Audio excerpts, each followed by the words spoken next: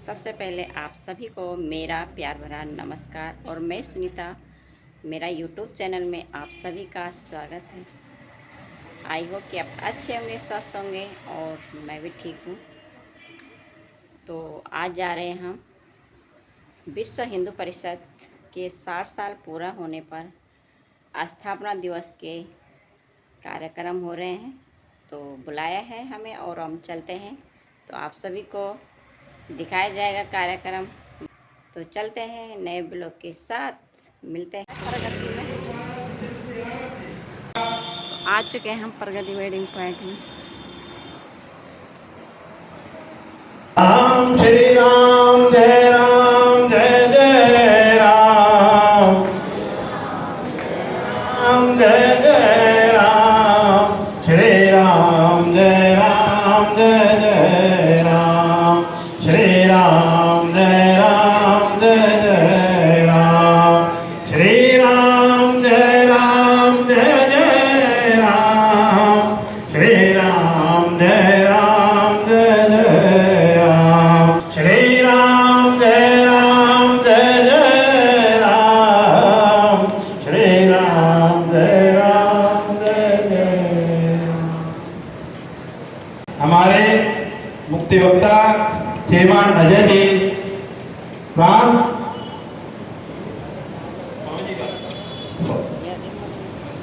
मुख्य अतिथि माननीय परम सिद्धेश्वर स्वामी, हमारे अतिथि श्रीमान चिंतामणि सेवाल जी का मातृशक्ति, हमारे नगर अध्यक्ष गोसाई जी, मातृशक्ति रेखा रावल जी,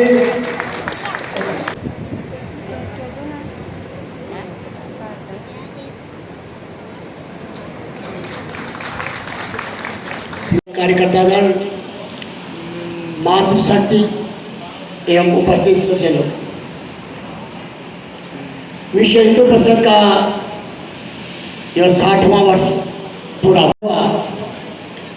तो उस समय हिंदू समाज के सामने 3 मुख्य समस्याएं थी। जाति, जयकारे में दम नहीं और हम किसी से बद्री विशाल लाल की, देवभूमि उत्तराखंड की, कर्णा नगरी कोटद्वार की, अपने अपने माता पिता की, अपने अपने गुरु महाराज की। विराजमान परम पूज्य श्री गुरु महाराज, मंचस्थ आसीन परम आदरणीय श्री अजय जी, हमारे विश्व हिंदू परिषद उत्तराखंड राज्य के संगठन मंत्री हैं। अभी अभी जिनके श्रीमुख से आपने तात्विक दर्शन सुना महाभारत का, और आज का ऐसे परमादरणीय श्रीमान सेमवाल जी जो कर्णप्रयाग से यहाँ पर पधारे, उपाध्यक्ष हैं विश्व हिंदू परिषद उत्तराखंड प्रांत के, हमारे आज के कार्यक्रम के अध्यक्ष माननीय श्री उनियाल जी। देख रहा हूं जहां साक्षात पार्वतियां बैठी हैं। पार्वती कौन? पर्वत की पुत्री, जो पर्वत की नौनी छे ना, जी का डांडा कांठा सब देखा छे, जी का बांज बुरांस पछाण्या छे, वो पार्वती। वी पार्वती, वो पार्वती रूपम आप सब माँ बहनी आज सम्मिलित हैं। आप सबका चरणों कोटान कोट प्रणाम। आज विषय तो बहुत सारू है, और आज से 60 साल पहले जब विश्व हिंदू परिषद की स्थापना हुई 29 अगस्त 1964, इतने ज्ञानवान थे कि हमने दुनिया को ज्ञान दिया और ज्ञान देने हम विदेशों में गए। जो विदेशों में गए वो वहीं जाकर बस गए और हम इतने धनवान थे कि भारत को सोने की चिड़िया कहा जाता था। और स्वामी जी जैसा बता रहे थे कि दूध से नहाना, और हमारे पूर्वज कहते हैं कि दूध की यहाँ नदियां बहा करती थी। हम इतने धनवान थे कि हम दुनिया को हमने व्यापार दिया। दुनिया में हम व्यापार करने गए और वहीं जाकर बस गए कुछ लोग।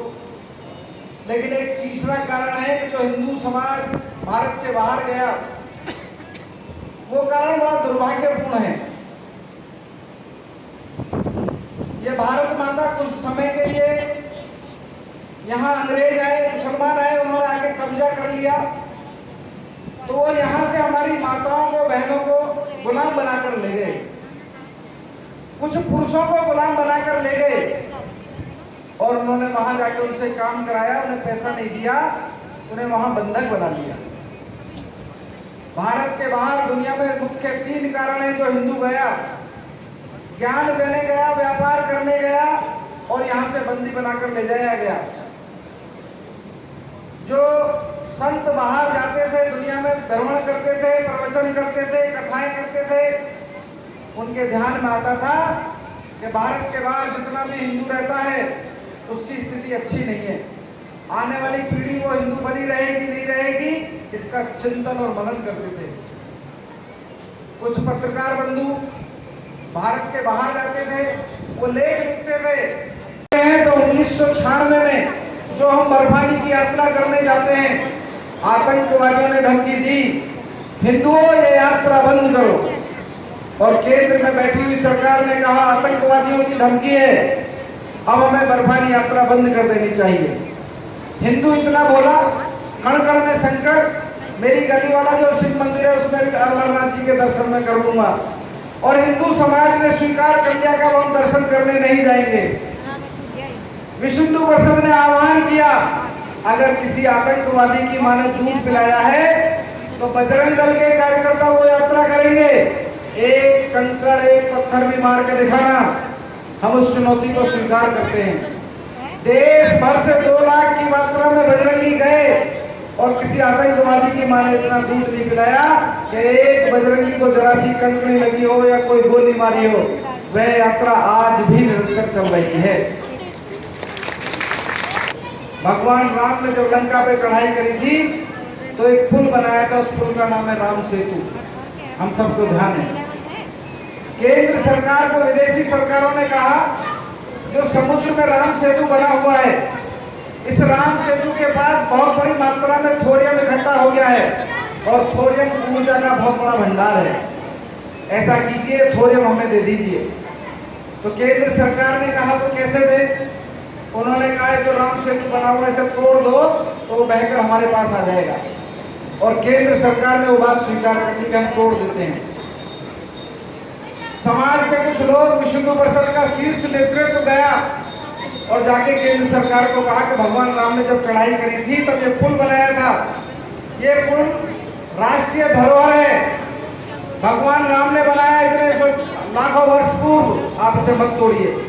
तो हमने ठेस पहुंचाई है, हम अपनी गलती स्वीकार करते हैं और राम सेतु को हम हाथ भी नहीं लगाएंगे। वह राम सेतु आज भी सुरक्षित है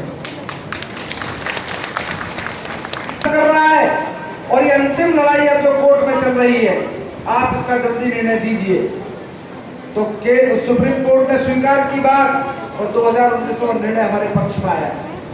22 जनवरी 2024 को प्राण प्रतिष्ठा हो गई। हमें अक्षत वितरण के माध्यम से भगवान राम का प्रसाद मिला और एक यहाँ शोभा यात्रा निकाली थी, उसमें आने का सौभाग्य मुझे भी प्राप्त हुआ। कृष्ण भगवान जी के बारे में जानकारी। कारण उन्होंने संघर्ष किया। जैसे ही जेल से गए गोकुल तो 4-5 दिन के बाद उनके पास पूतना आ जाती है और पूतना विषपान कराने के माध्यम से भगवान की हत्या करना चाहती है।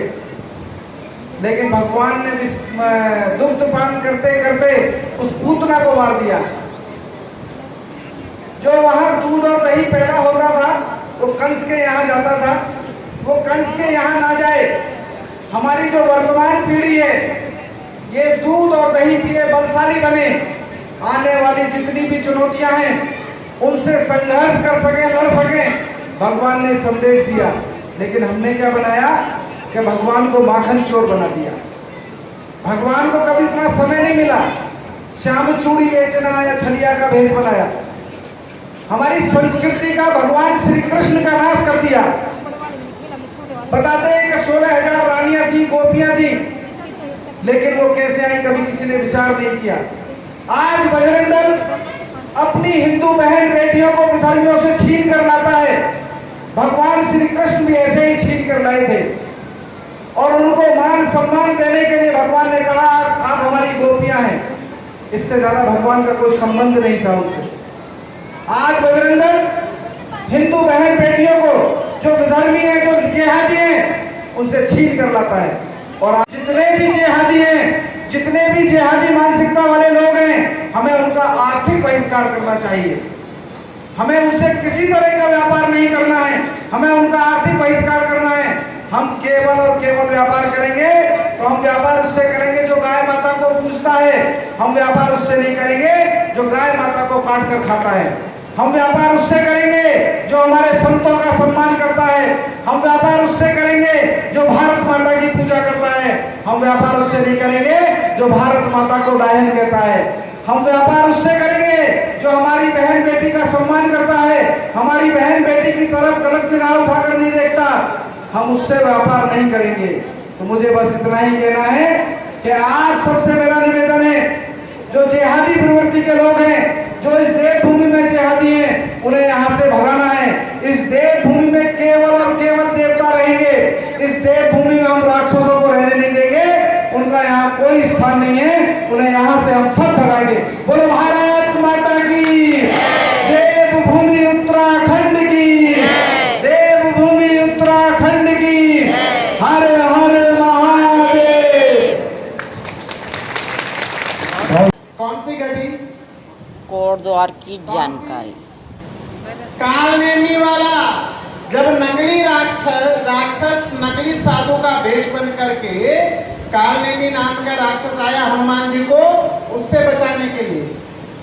भाई लक्ष्मण के लिए संजीवनी बूटी न ले जा पाए तो यहाँ कोटद्वार में आकर के वो राम राम राम जपने लगा और यहीं पर हनुमान जी ने उसका संहार करा था और राम नाम की यानी धर्म की स्थापना करी थी। तो कोटद्वार तो धर्म की स्थापना का क्षेत्र है और वो स्थान आज सिद्ध बलि के नाम से जाना जाता है। एक ऐसा राजा इस कोटद्वार ने भारत को दिया जिसके नाम से ये राष्ट्र भारत कहलाता है। कौन था? शकुंतला पुत्र भरत। यहाँ उसकी पहचान क्या है? शकुंतला पुत्र, मां के नाम से जाना जाता है। शकुंतला का बेटा तो राम है और महाभारत दोनों से कोटद्वार का स्थान है।